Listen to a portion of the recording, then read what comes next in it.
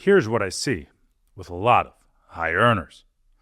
They're not usually stuck because of one terrible decision. They are stuck because of 100 reasonable ones. It's the house that made sense, the car that fit the budget, the kids' activity you didn't want them to miss. And one by one, each feels fine. But together, they start to steal your calm. And calm matters. Calm is the space between making a decision and just reacting. It is the space between feeling grounded and feeling like life is constantly coming at you. Without calm, everything gets louder. The tax bill, the conversation at the kitchen table, even the school email asking for another form, another fee, and somehow another theme day. And when everything feels louder, your decisions get worse. You rush, you react, you say yes just to move the problem off your plate.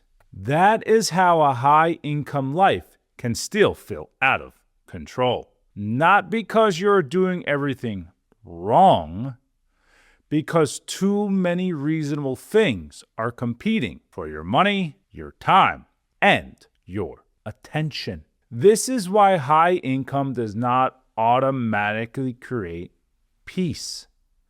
Income is offense. Calm is defense. And defense wins championships.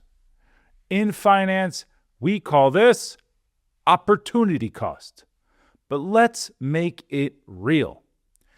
Every yes closes a door somewhere else. A yes to the bigger house may be a no to flexibility. A yes to every commitment may be a no to rest. A yes to the hot investment idea may be a no to the boring plan that was already working. Most people ask, can I afford this? That is not a bad question, but it is just incomplete. The better question is, what does this yes make harder?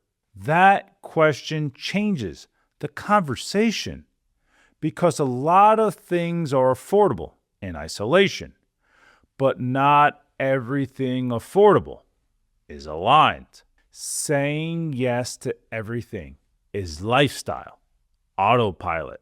And lifestyle autopilot is dangerous because it does not feel like a mistake when it is happening. It feels normal.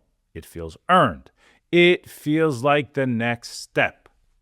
And then one day you look up and wonder, why does this feel so tight? Why does this feel so complicated? Why am I earning more but feel less grounded? That is the hidden cost of too many yeses.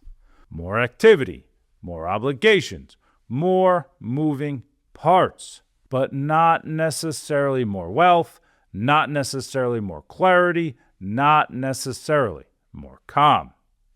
And to be clear, this is not about guilt. This is not about never spending money.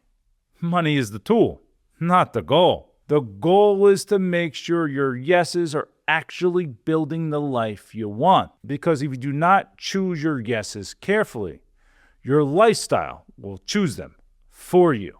So, if the problem is too many automatic yeses, the answer has to be, how do we say no? And believe it or not, the most successful investors of all time figured this out a long time ago.